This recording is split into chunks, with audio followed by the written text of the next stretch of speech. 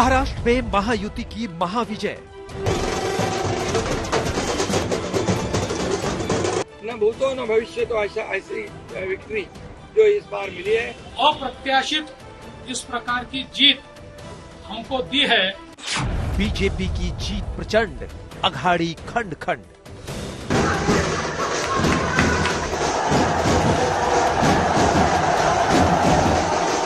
जो नतीजे सामने आए उसके ऊपर मैं विश्वास रखने को तैयार नहीं, ये जनता का फैसला मानने को तैयार नहीं। जीत बेमिसाल, फडणवीस के सिर होगा ताज।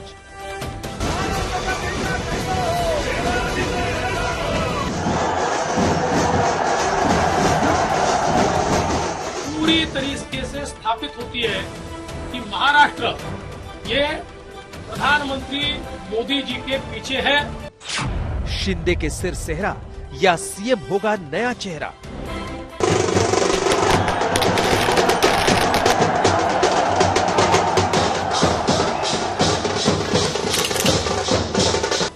महाराष्ट्र में लाडली बहनें बनी गेम चेंजर।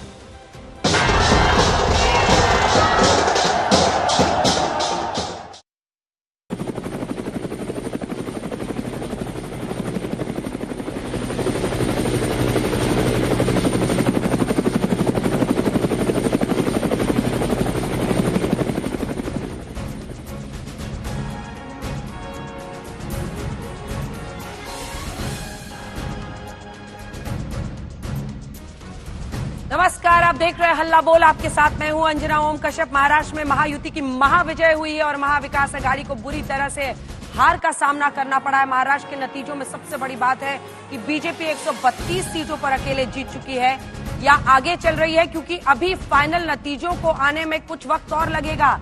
89% के स्ट्राइक रेट के साथ भारतीय जनता पार्टी ने 148 सीटों में से 132 सीटों पर जबरदस्त जीत या तो हासिल कर रही है या हासिल कर ली है। वहीं झारखंड पर भी एक नजर रहनी चाहिए, क्योंकि इंडिया गठबंधन ने वहां पर 55 सीटों के साथ एक तरफा तरीके से ये चुनाव जीत लिया है। 25 सीटें सिर्फ एनडीए की झोली में आई हैं। लेकिन महाराष्ट्र पर नजर डालते हुए महायुति में अब चर्चा इस बात को लेकर है कि सीएम कौन बनेगा। क्या बीजेपी की लैंडस्लाइड विक्ट्री के बाद देवेंद्र फडणवीस को मौका मिलेगा महाराष्ट्र के मुख्यमंत्री बनने का, या फिर एकनाथ शिंदे के साथ जो पहले से एक फॉर्मूला चल रहा है, क्योंकि एकनाथ शिंदे हो अजित पवार हो, दोनों का ही 69% 69% स्ट्राइक रेट है। 56 सीटें 81 में से जहां पर एकनाथ शिंदे आगे हैं, तो वहीं पर 59 में से जहां पर अजित पवार की पार्टी आगे है। बीजेपी सरप्राइज देते हुए सीएम के लिए कोई नए चेहरे का भी ऐलान कर सकती है क्या, ये सवाल उठ रहा है। अजित पवार से शिंदे तक सभी यही कह रहे हैं कि जल्द ही जल्द मुख्यमंत्री का नाम फाइनल होगा। लेकिन महाविकास अघाड़ी महाराष्ट्र में मिली विकास जिस तरह से उस पूरी गठबंधन को जनता ने नकारा है, उसको पचा नहीं पा रही है शिकस्त को, क्योंकि अब वो ठीकरा फोड़ रहे हैं अन्य कारणों पर। संजय राउत जैसे नेता नतीजों पर सवाल उठा रहे हैं। आदित्य ठाकरे कह रहे हैं पता नहीं जनता ने जिताया कि ईवीएम ने जिताया। महायुति की जीत में लाडली बहन गेम चेंजर साबित हुई। सवाल है कि लोकसभा चुनाव के बाद बीजेपी ने ऐसा क्या कमाल किया, जादू की छड़ी चलाई कि महाराष्ट्र की पूरी बाजी पलट के रख दी। अब जीत के गुलाल के साथ महाराष्ट्र में भगवा लहराता हुआ दिख रहा है, क्योंकि ये परचम आप देख रहे हैं। लेकिन इस बीच आपको बता दें कि कांग्रेस पार्टी ने धारदार तरीके से हमले शुरू कर दिए हैं। अब पवन खेड़ा ने यह आरोप लगाया है और बड़ा हमला किया है इस जीत के बाद महायुति पर। वो ये कह रहे हैं, नतीजों पर कांग्रेस का बयान है,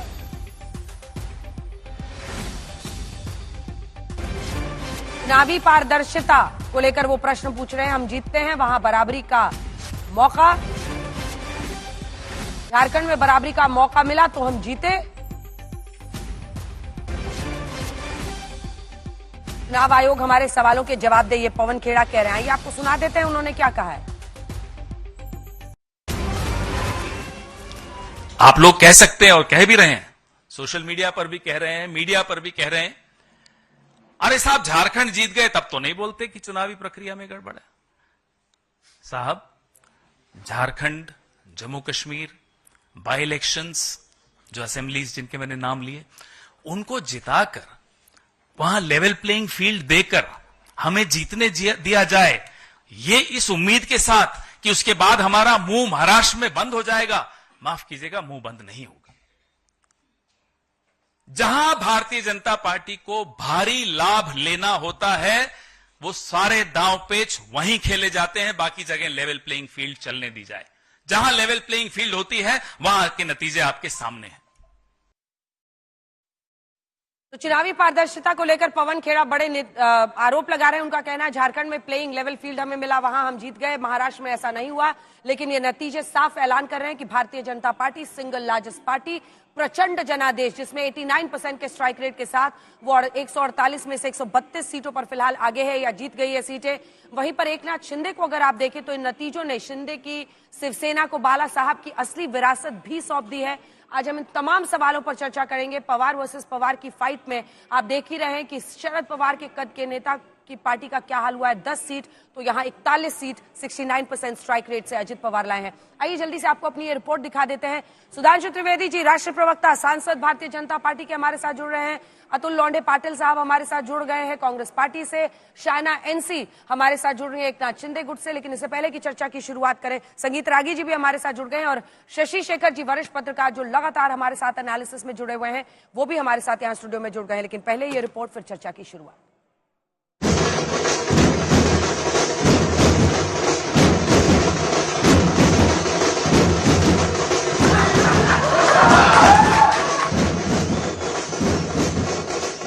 मेरा पानी उतरता देख मेरे किनारे पर घर मत बसा ले। मेरा पानी उतरता देख मेरे किनारे पर घर मत बसा लेना। मैं समंदर हूं, लौट कर वापिस आऊं।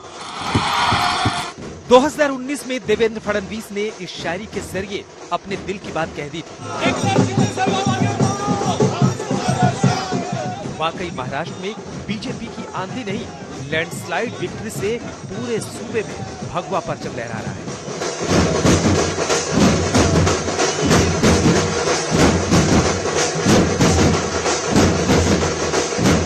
आज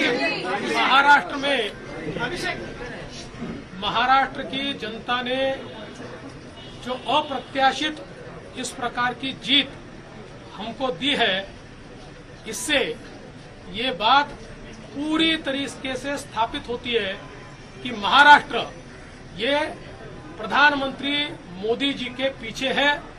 और मोदी जी ने जो नारा दिया था, एक है तो सेफ है, इस नारे को यथार्थ में लाते हुए महाराष्ट्र के सभी समाज के सभी लोगों ने एकता दिखाते हुए महाराष्ट्र में मतदान किया है और इसके कारण ये इतनी अच्छी जीत हमको मिली है। मैं विशेष रूप से हमारी लाडली बहनों का, लाडले भाइयों का, लाडले किसानों का, सभी का बहुत आभार व्यक्त करना चाहता हूं। जैसे जैसे दिन चढ़ता गया वैसे वैसे महायुति में जश्न बढ़ता गया। महायुति की प्रचंड जीत सुनिश्चित होने के बाद मुख्यमंत्री एकनाथ शिंदे ने अपने कार्यकर्ताओं के साथ जीत की होली खेली। देखिए कैसे शिंदे अपने नेताओं और कार्यकर्ताओं पर गुलाल डालकर आभार जता रहे हैं। शिंदे के घर के बाहर भी सैकड़ों कार्यकर्ता ढोल पर थिरकते नजर आए। जीत का गुलाल उड़ रहा था और महाजीत का जयघोष हो रहा था। मैं तमाम मतदाता जो है, मेरी लाडली बहनाओं को मैं धन्यवाद देता हूँ, लाडले किसानों को मैं धन्यवाद देता हूँ और लाडले हमारे भाई है, लाडले सीनियर सिटीजन है, सभी वर्ग जो है, सभी वर्ग को मैं धन्यवाद देता हूँ कि उन्होंने ऐसी विजयश्री प्राप्त कर दी है कि न भूतो न भविष्य तो ऐसी विक्ट्री जो इस बार मिली है, जो 2-2.5 साल हमारी महायुति ने काम किया है। ये महायुति ने जो काम किया है उसके काम के ऊपर ये जनता ने शिक्कामोर्तब किया है। महाराष्ट्र में बीजेपी, शिवसेना, एनसीपी के गठबंधन वाले महायुति में जीत का सेहरा किसके सिर बंधेगा, अभी उसका इंतजार है। महायुति के तीनों दलों में बीजेपी सबसे बड़ी पार्टी बनकर उभरी है। इसीलिए फडणवीस के साथ शिंदे और अजित पवार भी सीएम के चेहरे पर खुलकर नहीं बोल रहे। हमारी तीनों पार्टियां बैठेगी। हमारे जैसे आपको बताते हैं, जैसे हमने सीटों का बंटवारा हुआ, हमें कोई मतभेद हमारे में नहीं थे, आज भी कोई मतभेद नहीं है।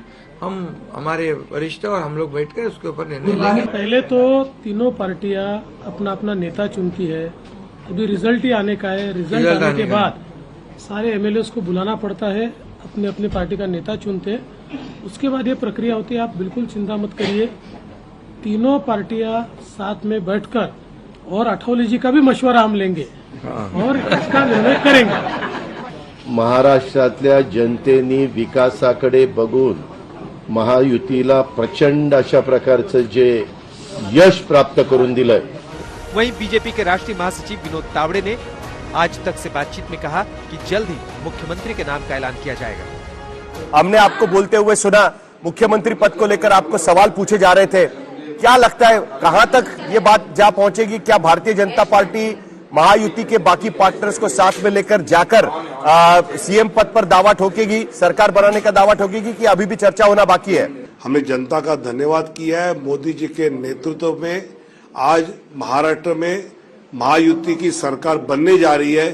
सरकार का मुखिया कौन होगा, ये एकनाथ जी, देवेंद्र जी और अजीत दादा के साथ बीजेपी के केंद्रीय नेतृत्व आज रात या कल दोपहर तक तय कर लेंगे। उधर विपक्ष यानी महाविकास अघाड़ी को महाराष्ट्र में बहुत बुरी हार का सामना करना पड़ा है। इसीलिए अघाड़ी के नेता किंतु परंतु के साथ नतीजों पर सवाल उठाते दिखे। ये कौन सी है, ये कौन सा लोकतंत्र है? 200 के ऊपर किसी को चुनाव में नतीजे मिलते हैं क्या? जिस देश में, जिस राज्य में सबसे बड़ी बेईमानी हो गई है, इस राज्य की जनता बेईमान नहीं है। ये नतीजे ऐसे दिए आपने कि आपने राज्य को, जनता को बेईमान ठहराया है। क्या कमी रह गई? कैसे हम जनता की नब्ज को नहीं पहचान पाए? कहां कम रह गए? हमारा तीनों महाविकास आघाड़ी में कहां समन्वय में कमी रह गई? क्योंकि आखिरी दिन तक 20 तारीख को वोटिंग थी और आखिरी दम तक भी ये हम नहीं समझ पाए, आखिरी दिन तक कि हम हार रहे। महाराष्ट्र में महायुति को मिली अप्रत्याशित जीत से विपक्ष के साथ बीजेपी भी हैरान है। महायुति में बीजेपी का स्ट्राइक रेट 80% से भी ऊपर आता दिख रहा है। सवाल है कि 6 महीनों में ऐसा क्या हुआ कि लोकसभा चुनाव में औसत प्रदर्शन के बाद अचानक से बीजेपी ने बाजी ही पलट दी और महाविकास अघाड़ी को धोबी पछाड़ दांव से चित्त कर दिया। साहिल जोशी और मुस्तफा शेख के साथ आज तक ब्यूरो। आइए चर्चा की शुरुआत करते हैं। सुधांशु त्रिवेदी जी प्रवक्ता और सांसद बीजेपी के जुड़ गए। अतुल लौंडे पाटिल प्रवक्ता कांग्रेस पार्टी के, ब्रिजमोहन श्रीवास्तव प्रवक्ता एनसीपी, अजित गुट के, आनंद दुबे प्रवक्ता शिवसेना यूबीटी गुट के, संगीत रागी जी राजनीतिक विश्लेषक, शशि शेखर जी खास मेहमान, वरिष्ठ पत्रकार हमारे साथ जुड़ रहे हैं। शायना एनसी जी तो उम्मीदवार भी थी, लेकिन हार क्या जीत क्या सब राजनीति में सब चलता रहता है। शायना एनसी जी हमारे साथ, बिल्कुल हमारे सहयोगी भी इस वक्त जुड़ रहे हैं, जल्दी से उनको भी दिखा देते हैं, उसके बाद पहला सवाल लेंगे। मुझे लगता है सुधांशु जी आपसे पहला प्रश्न कर लेते हैं।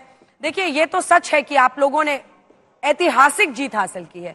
मतलब अगर 89% बच्चा लेके आए तो उसको पॉलिटिक्स में जबरदस्त माना जाता है। ये स्ट्राइक रेट ऐसा है आपका, 148 में आप 132 सीट जीत गए हैं।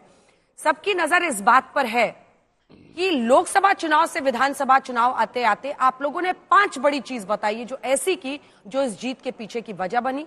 दूसरा, क्या देवेंद्र फडणवीस और आपके कार्यकर्ताओं के साथ इंसाफ होगा या आपको बिहार जैसा एक नीतीश कुमार यहां भी मिल गए?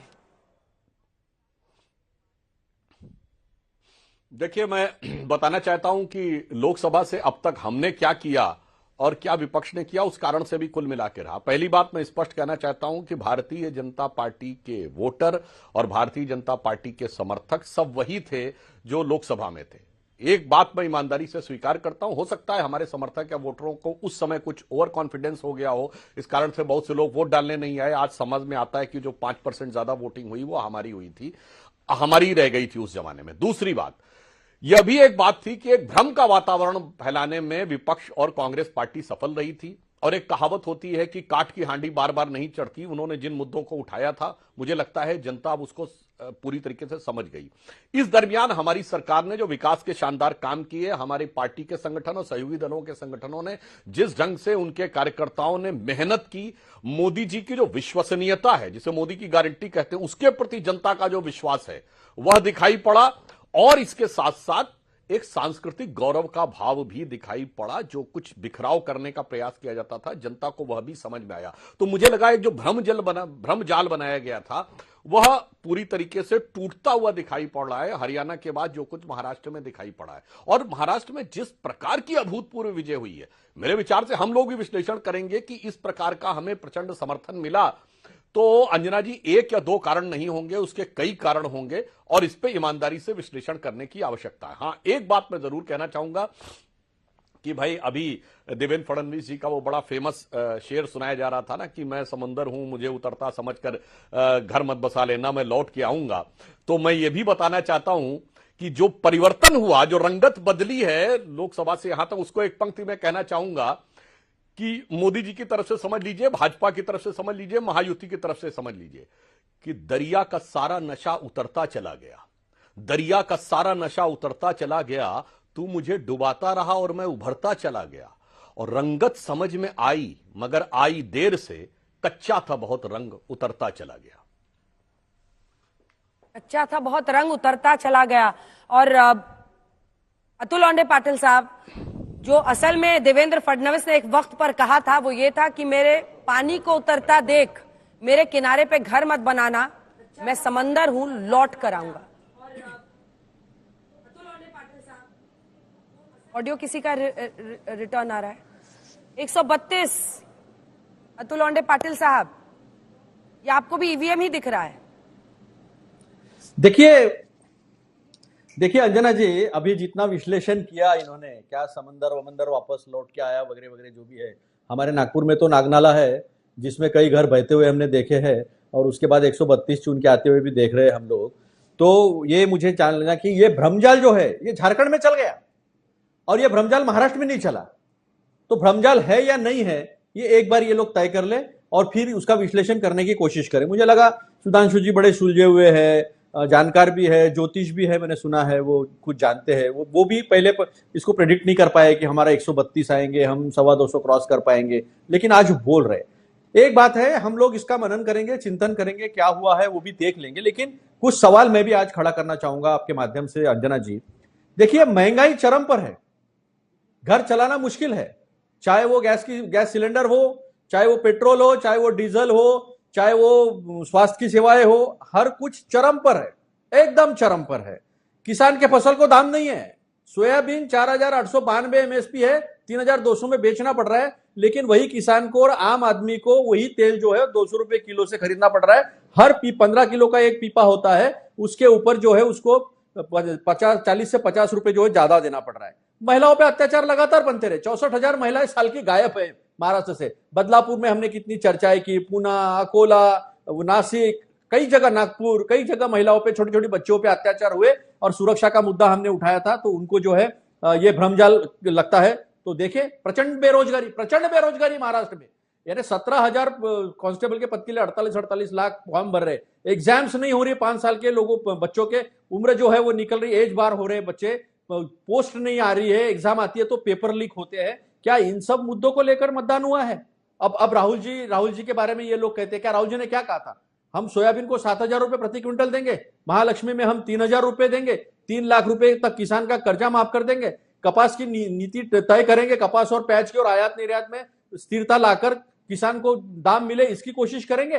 2013 के लेवल पे भाव है, 2013 के लेवल पर अंजना जी, सोयाबीन के, कपास के और सारे फसल के। इसी महाराष्ट्र के, हमारे विदर्भ के दाबड़ी से यवतमाल के देश के प्रधानमंत्री ने कहा था कि मैं 50% ज्यादा दूंगा एमएसपी से, 1.5 गुना ज्यादा दूंगा कहा था। आज तक दे नहीं पाए, 1,600 रुपए ज्यादा कम मिल रहे हैं। तो ये आदमी को एक भरोसा किस चीज पर करेगा? और मैं कहता हूं लोकतंत्र में जब हम लड़ाई लड़ते हैं तो चुनाव में अहम होता है। एक काउंटर क्वेश्चन है, देखिए ये डेसिमेशन है, आप इसको समझिए। अगर 51 सीटें सिर्फ आ रही हैं, आप बार बार कह रहे हैं जमीन पर ऐसा नहीं लग रहा था, लेकिन मैं आपके सामने बताती हूं, चाहे साहिल जोशी हो, चाहे आशुतोष हो, चाहे संजय कुमार हो, ये 3-4 एनालिस्ट लगातार कह रहे थे, जिन्होंने कहा कि हाँ, महायुति की सरकार उनको बनती हुई दिख रही है। हरियाणा के बाद बावजूद इसके कि हर कोई बहुत सोच समझ के अपने गेस्ट को, no one is sticking his neck out, कोई, जिसको अंग्रेजी में कहते हैं, कोई भी बहुत ज्यादा सामने आकर नहीं बोल रहा है, फिर भी इन लोगों ने महायुति की सरकार आते हुए देखी थी, ओपनली बोला था। मैं इसलिए बचती हूं इससे क्योंकि मैं अपने संस्था की तरफ से एक कुछ भी हम लोग जो एग्जिट पोल भी दिखाते हैं सी वोटर का दिखाते हैं, लेकिन इन 3-4 एनालिस्ट ने कहा था ये, लेकिन आप लोगों को नहीं दिखा, नहीं समझ में आया। क्या नेतृत्व की क्रेडिबिलिटी सबसे बड़ी वजह है? नेतृत्व की क्रेडिबिलिटी में कमी रही। और महाराष्ट्र में करारी हार पर राहुल गांधी का ट्वीट आया है, उस पर आप अपनी जानकारी दे दीजिएगा। दरअसल अब एक्स पर पोस्ट लिखना चाहिए, महाराष्ट्र के नतीजे अप्रत्याशित हैं, ये राहुल गांधी कह रहे हैं। नतीजों का हम विस्तार से विश्लेषण करेंगे। देखिए, आपके नेता भी, मुझे लगता है अगर ये पूरा उनका ट्वीट है तो ऐसे में वो खुद कह रहे हैं कि हमें इस हार का विश्लेषण करना होगा, ये अप्रत्याशित हार है। ऐसे में बताइए, कहना कि झारखंड में लेवल प्लेइंग फील्ड मिला, यहां नहीं मिला। मैंने तो आपके सामने 3-4 नाम ले लिए। ये तमाम जर्नलिस्ट और एनालिस्ट कह रहे थे कि वहां पर महायुति की सरकार बन रही है, बहुत बड़ा बस था लाड़की योजना का। आप लोग लेट से जागे, बोले 3000 देंगे महालक्ष्मी योजना में, तो आप लोग भी भांप गए थे कि इस गठबंधन की जो लोकप्रियता है इनके नेताओं की, वो बड़ी है, चाहे देवेंद्र फडणवीस हो या शिंदे हो या अजित पवार। अतुल जी, छोटा सा देखिए अंजना जी, आप जो बात कर रहे हो उन्हीं सब इन्हीं सब एनालिस्ट से हम भी बात कर रहे थे। फिर कल तक कांटे की टक्कर थी, आज एकदम से 17 सीटें कैसे आ गई हमारी? पूरी 288 आ जानी चाहिए थी महागठबंधन की, वही बचा के रखा है उन्होंने थोड़ा सा। तो ये तो चर्चा नहीं थी कि लैंडस्लाइड होगा, 132 आएंगे 152 में से। लैंडस्लाइड की चर्चा तो नहीं, ये चर्चा तो कहीं नहीं थी। कांटे की टक्कर है, इसी तरह की चर्चा थी। नहीं, लैंडस्लाइड की चर्चा नहीं थी, कांटे की टक्कर की चर्चा थी। कोई कह रहा था 137 आएगा महाविकास आघाड़ी और 144 आएगा महायुति, इसी तरह की चर्चा थी। मैं तो सारे मुद्दे गिना रहा हूं कि ये मुद्दे महाराष्ट्र में थे। महाराष्ट्र में पार्टियों की तोड़फोड़ जिस तरह से की है, जिस तरह से राज्यपाल ने अपनी भूमिका अदा की है, ये सारे पे तो महाराष्ट्र के जनता नाराज थी। भाजपा की हिम्मत नहीं हो पाई है कि उन्होंने बॉम्बे, पुणे, नागपुर जैसे 10 बड़े कॉर्पोरेशन जो है वहां पर चुनाव नहीं ले पाए थे। उसके बाद तो हर चुनाव वो हारे हैं 2019 के बाद। एक हाथ दूसरा अपवाद के लिए छोड़ दो, हर चुनाव हारी, इनकी हिम्मत नहीं हुई है। तो इसीलिए जो आप रिजल्ट कहते हैं, राहुल जी ने भी जो कहा है कि अप्रत्याशित है, अप्रत्याशित है, विश्लेषण करेंगे, हम बैठेंगे ना विश्लेषण के लिए, हम सारी वो चीजें सामने रखेंगे महाराष्ट्र की। और महाराष्ट्र की परिस्थिति ग्राउंड पर भी ऐसे नहीं थी कि ये इतना बड़ा इनको जीत मिल जाए। अब अभी सेंट्रल नागपुर देखिए, हम देख रहे हैं, सेंट्रल नागपुर देखिए, साउथ नागपुर देखिए, हम सब अप्रत्याशित कह रहे। सुधांशु जी, एक छोटा सा इस पर जवाब दे दीजिए, फिर मैं अन्य मेहमानों के पास जाऊंगी।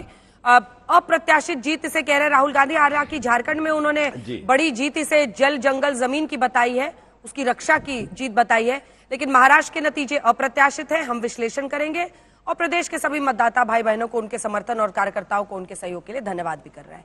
अप्रत्याशित जीत, आपका रिस्पॉन्स सांसद जी? देखिए राहुल, बिल्कुल ये कांग्रेस के लिए अप्रत्याशित और अभूतपूर्व पराजय, हमारे लिए यह बहुत ही ऐतिहासिक जीत है।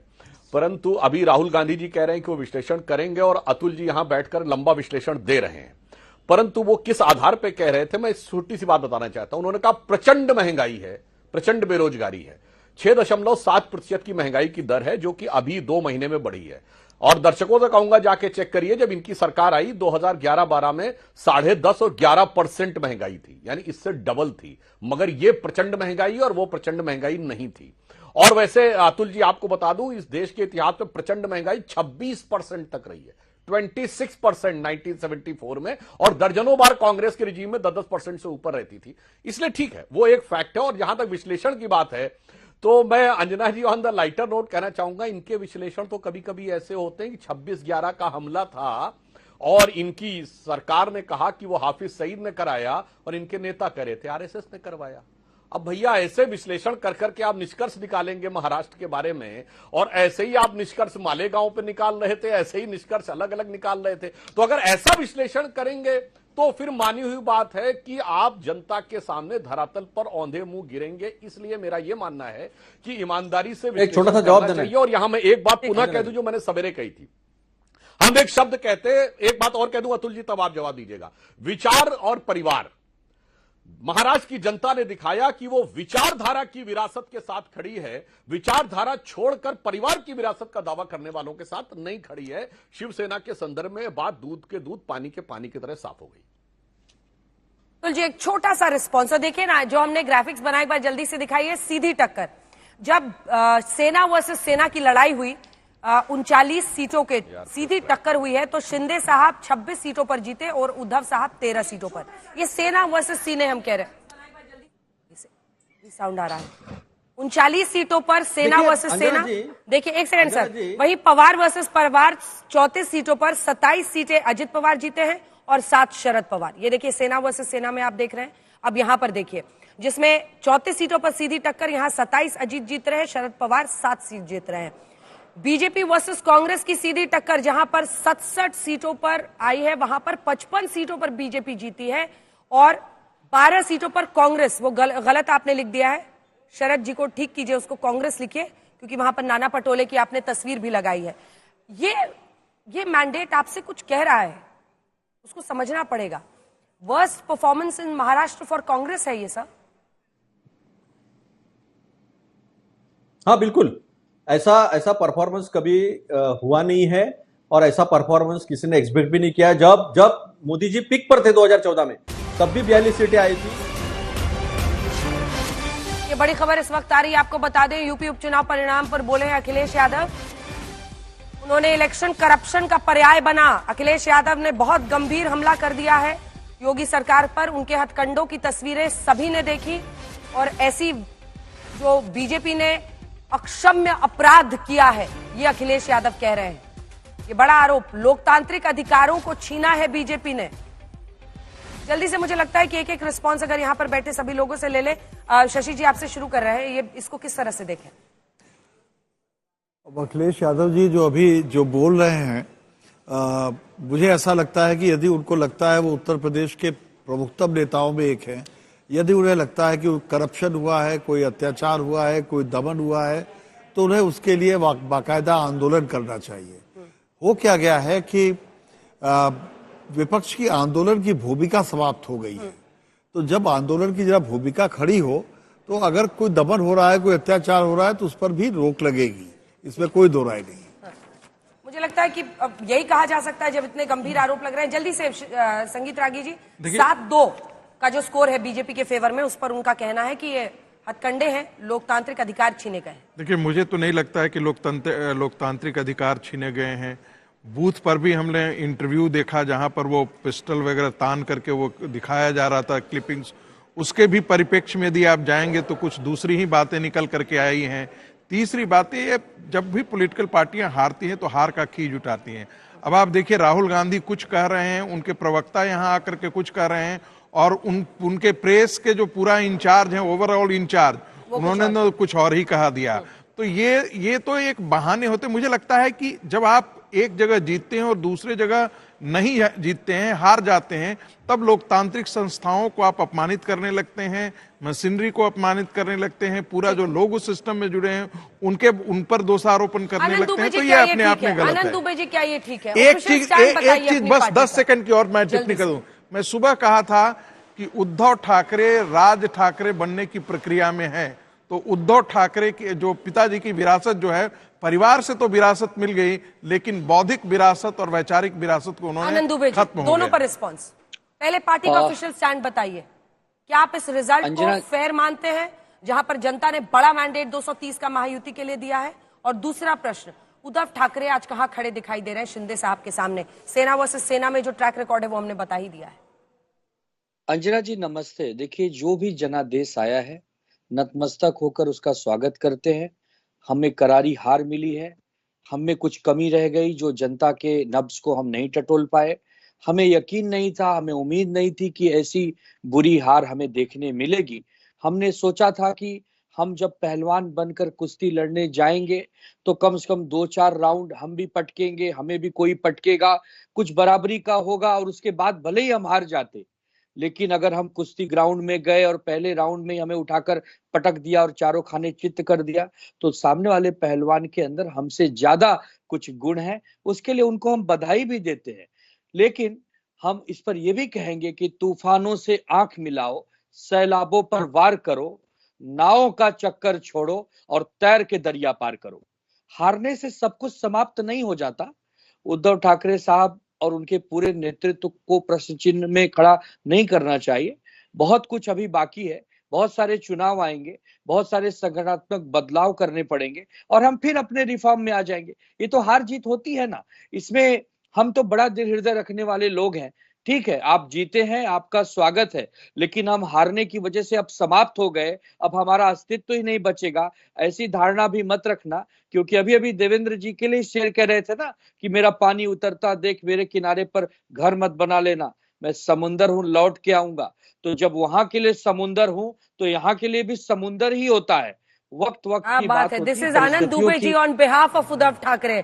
लेकिन देखिए, दो स्पष्ट मैंने सवाल पूछे थे। आनंद दुबे जी, आपको इसके लिए बहुत बधाई, आपने दोनों का स्पष्ट जवाब दिया। एक, उन्होंने कहा कि हाँ, सामने वाले जो भी अखाड़े में जो उतरा था हमारे सामने लड़ने के लिए, उसमें ज्यादा हुनर और ताकत थी, हम उनको बधाई भी इसके लिए देते हैं। लेकिन उद्धव ठाकरे को कम में मत आंकना, वो कह रहे हैं आने वाले वक्त में वो संघर्ष करके पहुंचेंगे कहीं। शाहना एनसी जी, दिलचस्प है, आप बीजेपी की नेता प्रवक्ता रही और आप शिंदे साहब के टिकट पर लड़ी हैं, और मैंने पूरा नंबर निकाला था, बीजेपी के 14 ऐसे नेता थे जो एकनाथ शिंदे की पार्टी के चुनाव चिन्ह पर लड़ रहे थे, उनमें से 7 जीते हैं। शशि जी, 7 जीते हैं 14 में से।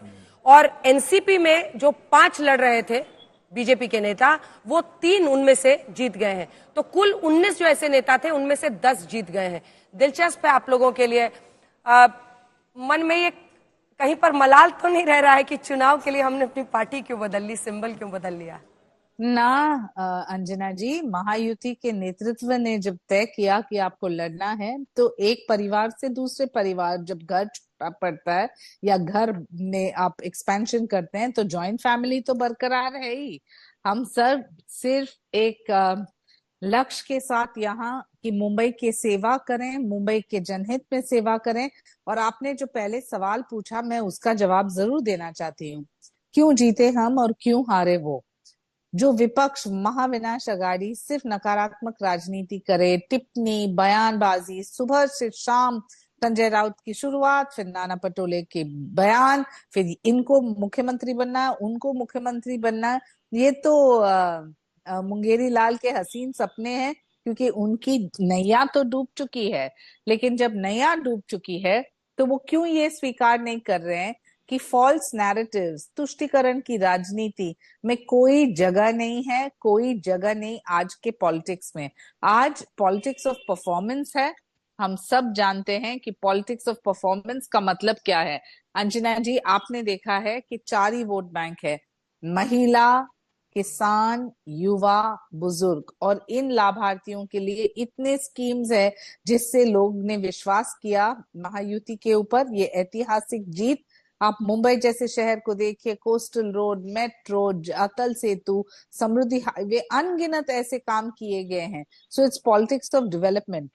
विपक्ष सिर्फ ये मुझे बताएं कि कब कांग्रेस पार्टी से ये कहलवा सकेंगे कि आदरणीय हिंदू हृदय सम्राट बाला साहेब ठाकरे? नहीं कह पाएंगे, क्योंकि उन्होंने अपनी विचारधारा खो बैठे हैं।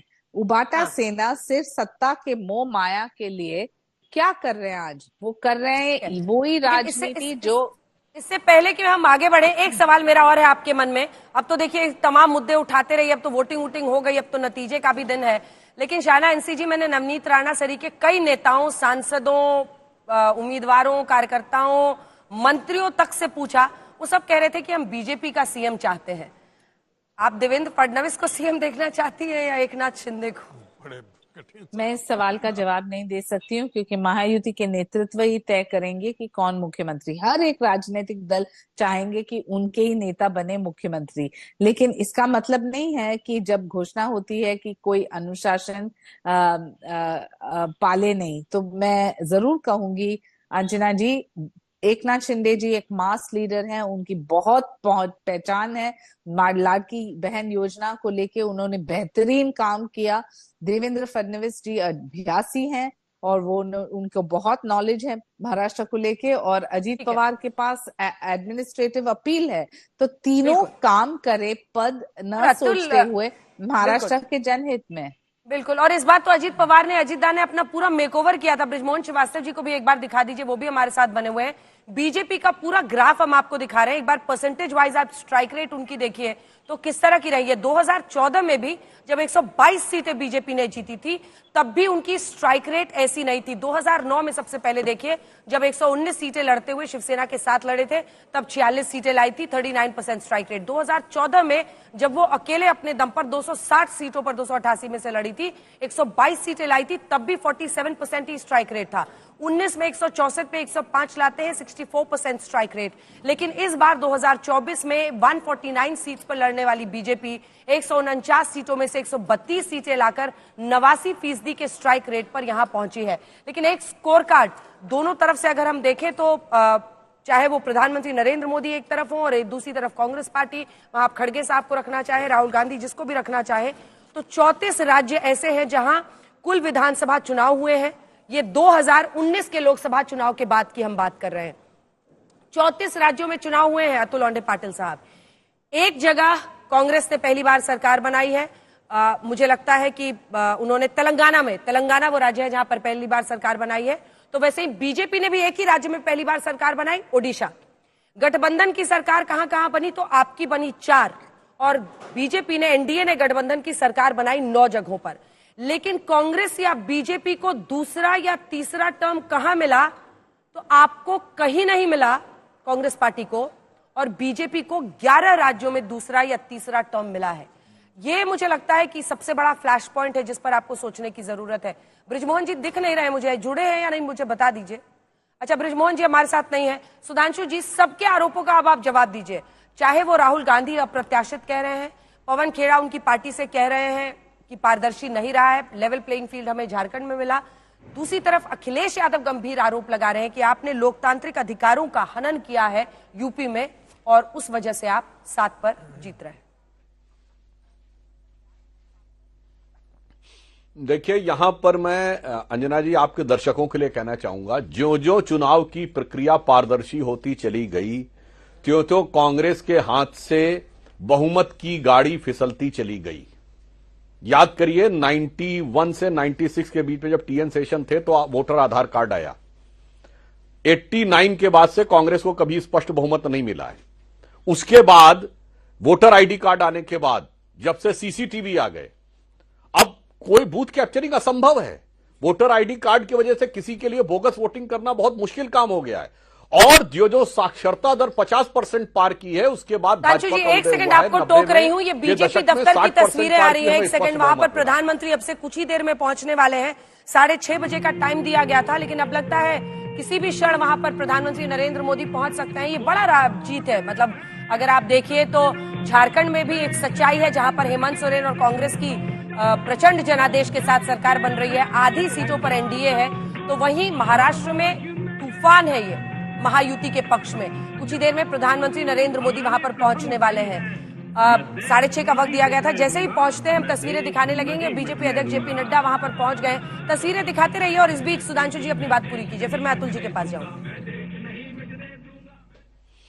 सुधांशु जी पूरी कीजिए। हाँ, देखिए जो तस्वीरें दिख रही हैं, जो अंजना जी, अब मैं चूंकि आप इसमें तस्वीरों का विजुअल दिखा रही हैं, तो जो तस्वीरें दिख रही हैं इसमें भारतीय ये एकदम इको होने लगा, जरा ठीक करवा दीजिए, बहुत तेज इको हो रहा है। ठीक कीजिए। ये जिस प्रकार के कार्यकर्ताओं का सैलाब और उनका उत्साह दिख रहा है, तो मुझे लगता है कि मैं फिर एक लाइन कहना चाहूंगा मोदी जी की तरफ से कि अपनी बात को समझाने का हुनर मुझे आता है, अपनी बात को समझाने का हुनर मुझे आता है, मैं वो कतरा हूं, समंदर मेरे घर आता है। तो आप देखिए आज कार्यकर्ताओं का सैलाब है और जनता का हमारे प्रति विचार है। वो अक्सर ऐसे मूड में नहीं, मैं आप अक्सर ऐसे मूड में रहते नहीं, सुनिए शशि जी, देखिए एक लोग थे जो बड़ा दावा करते थे, कब तक रहोगे गुवाहाटी में, आना तो पड़ेगा चौपाटी में। और जब चौपाटी में आए तो ऐसा ज्वार क्या सुनामी आई कि उनके सारे अरमानों पे पानी फिर गया। मुझे लगता है जो अभी विश्लेषण आपके चैनल पे दिखाया गया कि कांग्रेस रिपीट नहीं हुई है, इस बात को उन्हें गंभीरता से समझना चाहिए। और जो मैं अपनी बात कह रहा था मैं पुनः कह दूं, भारत की साक्षरता दर 50% पार करने के बाद बीजेपी का उदय हुआ, 60% साक्षरता दर हुई, 2011 में हमें स्पष्ट बहुमत मिला और उसके बाद दोबारा हम प्रचंड बहुमत के साथ आए, दोबारा रिपीट हुए, तीसरी बार रिपीट हुए। जो जो साक्षरता दर और ट्रांसपेरेंसी बढ़ती जा रही है, त्यो चीजें सामने होती जा रही हैं। जब बूथ कैप्चरिंग होती थी, बूथ लुटते थे, तब तक उन लोगों की सरकारें बनती थी। तो वो अखिलेश यादव जी का दर्द समझा जा सकता है। यह बताइए, चुनावी हिंसाएं बंगाल को छोड़ के लगभग समाप्त हो गई। किसी दौर में उत्तर प्रदेश और बिहार की क्या छवि बनी हुई थी। वो इतने वरिष्ठ पत्रकार रहे हैं, शशि शेखर जी ने निश्चित रूप से ध्यान होगा, मतलब मैनपुरी के चुनाव में 2004 में हमारे कार्यकर्ता का सर काट दिया गया था। चुनावी हिंसा में इस ढंग की चीजें हुई थी। अब ठीक है कि समाजवादी पार्टी को लगता होगा कि कभी वैसा ही दौर चलता रहे तो हमारा भी रुतबा चलता रहे, मगर मुझे लगता है, मैं उसे कहना चाहूंगा एक पंक्ति में कि जो हमारे लखनऊ में एक कहावत होती है कि अमा मियां वो दिन लद गए जब उस्ताद लल्लू खां फाख्ते उड़ाया करते थे।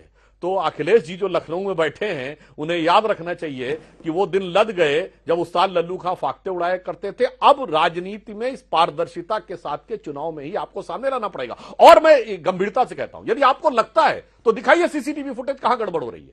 आज हर आदमी के हाथ में मोबाइल है, लोग खटाखट वीडियो बनाते हैं। आपको ऐसा लगता है अखिलेश जी ने वीडियो तो डाला ही खैर अखिलेश जी ने जल्दी से, और उसके बाद उसको एडिट कर दिया, तुरंत बाद एडिट करके 23 सेकंड का किया। हाँ, यानी बहुत उस पर कई प्रश्न उठ रहे थे, लेकिन चूंकि यहाँ समाजवादी पार्टी से कोई है नहीं, क्या थी और उसको कैसे एडिट करके दिखाया जा रहा था। समाजवादी पार्टी से कोई यहाँ पर है नहीं जो उसका जवाब दे सके। अतुल साहब, जो नंबर मैंने आपको गिनाए हैं, ये आप लोगों के लिए बहुत चिंता की बात होनी चाहिए, क्योंकि ये नंबर बता रहा है कि 11 जगहों पर बीजेपी की सरकार रिपीट हुई है 2019 के लोकसभा चुनाव के बाद, लेकिन आप कहीं पर रिपीट नहीं कर पाए। बहुत सारी जगहों पर चुनाव हुए। देखिए अमित शाह जी जब पहली बार महाराष्ट्र में आए थे लोकसभा चुनाव के बाद, तो उन्होंने एक अहम बात कही थी। इसलिए मैं अहम इसलिए आज कह रहा हूं कि इसका मतलब जो है वो आप निकाल लेना। देश में 3 ही पद इंपॉर्टेंट है विधानसभा चुनाव में, प्रधानमंत्री, मुख्यमंत्री और तहसीलदार। ये उनका कहना है, और तहसीलदार आरओ होते हैं। अब रही बात इनकी, अजीत पवार हमारे यहां थे तो उनसे बड़ा करप्ट कोई नहीं था। 70,000 करोड़ का उन्होंने घपला किया था, 70,000 करोड़ के आरोप थे, उनके जैसा करप्ट आदमी कोई नहीं था। इनके पास हो गया, अभी वो बेस्ट एडमिनिस्ट्रेटर करके है। तो ये बातें जो है ये जनता को समझती नहीं है, ऐसी बात नहीं है। आपने भी शेर कहा तो मैं भी एक शेर जो है वो आपको बता दूं। मैं, यही जमहूरियत का नक्श है, यही जमहूरियत का नक्श है, जो तख्ते शाही पर कभी मक्कार बैठे हैं तो कभी गद्दार बैठे हैं। आपने जिनके ऊपर आरोप किया था सभी को लिया। सुधांशु जी, एक लाइन का जवाब दीजिए। लेकिन ये बोलते बोलते देखिए, ये बोलते बोलते महाविकास अघाड़ी 49 पर पहुंच गई है और 56 सीटें शिवसेना की हैं, यानी पूरा अघाड़ी को जितना आया है उससे ज्यादा तो अकेले एकनाथ शिंदे ले आए हैं। सुधांशु जी, सिर्फ 2 लाइन, टाइम खत्म। हाँ, तो मैं 2 लाइन बताना चाहता हूं। इनको सिर्फ एक बात ध्यान रखना चाहिए कि आप सत्ता में बैठे हैं तो जमीन के ऊपर आंख गड़ा के रखिए। जो प्रधानमंत्री जी ने पार्लियामेंट में बोला था कि तुम्हें तो इस बात का यकीन ही नहीं है कि तुम्हारे पैरों के नीचे जमीन नहीं है।